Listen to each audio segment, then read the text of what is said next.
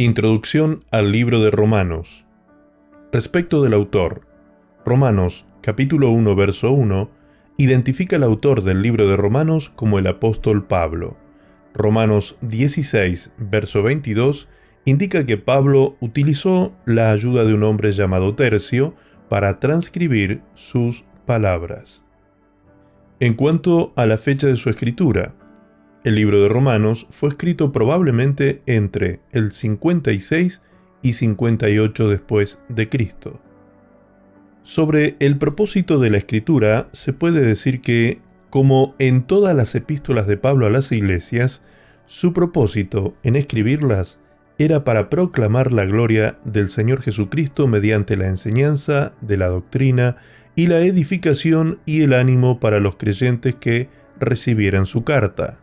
Una preocupación en particular para Pablo era aquellos para quienes escribió esta carta, aquellos que estaban en Roma, que eran amados de Dios y llamados a ser santos, como él mismo lo describe en Romanos 1:7.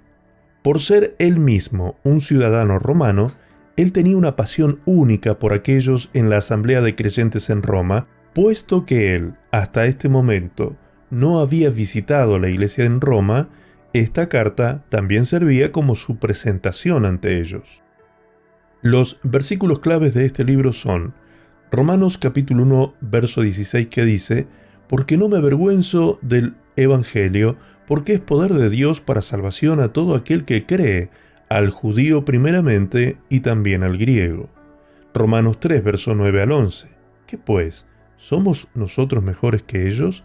En ninguna manera, pues ya hemos acusado a gentiles y a judíos, que todos están bajo pecado, como está escrito: no hay justo ni aun uno, no hay quien entienda, no hay quien busque a Dios. Romanos 3:21 dice: «Pero ahora, aparte de la ley, se ha manifestado la justicia de Dios testificada por la ley y por los profetas». Romanos 3:23, que dice: «Por cuanto todos pecaron y están destituidos de la gloria de Dios».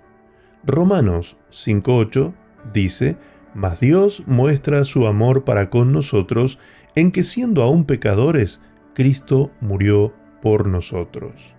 Romanos 6:23 dice: «Porque la paga del pecado es muerte, mas la dádiva de Dios es vida eterna en Cristo Jesús, Señor nuestro».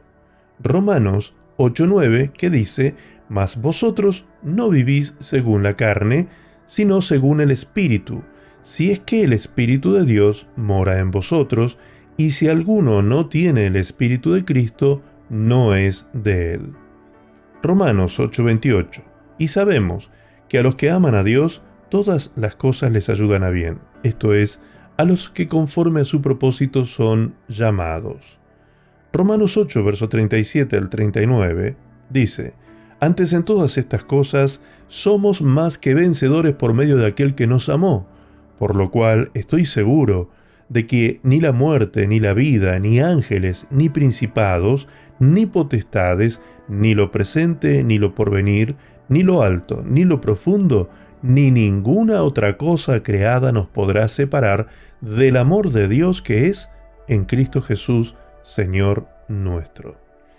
Romanos 9:10, que dice: «Si confesares con tu boca que Jesús es el Señor y creyeres en tu corazón que Dios le levantó de los muertos, serás salvo, porque con el corazón se cree para justicia, pero con la boca se confiesa para salvación». Romanos 12:1, que dice: «Así que, hermanos, os ruego por las misericordias de Dios que presentéis vuestros cuerpos en sacrificio vivo, santo, agradable a Dios, que es vuestro culto racional». Romanos 12:19, que dice: «El amor sea sin fingimiento, aborreced lo malo, seguid lo bueno». Y Romanos 16:17, que dice: «Mas os ruego, hermanos, que os fijéis en los que causan divisiones y tropiezos en contra de la doctrina que vosotros habéis aprendido, y que os apartéis de ellos». Hagamos un breve resumen. Pablo está entusiasmado con la idea de poder ministrar al fin en esta iglesia, y todos estaban bien enterados de este hecho, como lo expresa Romanos 1, verso 8 al 15. La carta a los romanos fue escrita desde Corinto, justo antes del viaje de Pablo a Jerusalén para llevar las ofrendas que le habían sido entregadas para los pobres de allá. Él había intentado ir a Roma y posteriormente a España, como lo podemos leer en Romanos 15:24, pero sus planes fueron interrumpidos cuando fue arrestado en Jerusalén. Eventualmente, él iría a Roma, pero como prisionero. Febe, que era un miembro de la iglesia en Cencrea, cerca de Corinto, como lo expresa Romanos 16:1, es quien probablemente llevó la carta hasta Roma. El libro de Romanos es principalmente una obra de doctrina y puede ser dividido en 4 secciones. La necesidad de justicia, capítulo 1, verso 18 al capítulo 3, verso 20. La justificación provista, capítulo 3, verso 21 al capítulo 8, verso 39. La justicia vindicada, capítulo 9, verso 1 al 11, 36. Y la justicia practicada, capítulo 12, 1 al 15, 13. El tema principal de esta carta es obviamente la justificación. Guiado por el Espíritu Santo, Pablo primeramente condena a todos los hombres por su pecaminosidad. Él expresa su deseo de predicar la verdad de la palabra de Dios a aquellos que estaban en Roma. Era su esperanza que ellos permanecieran en el camino correcto. Señala enérgicamente que no se avergüenza del Evangelio en Romanos 1:16, porque es el poder mediante el cual todos son salvados. El libro de Romanos nos habla acerca de Dios, quién es Él y lo que Él ha hecho.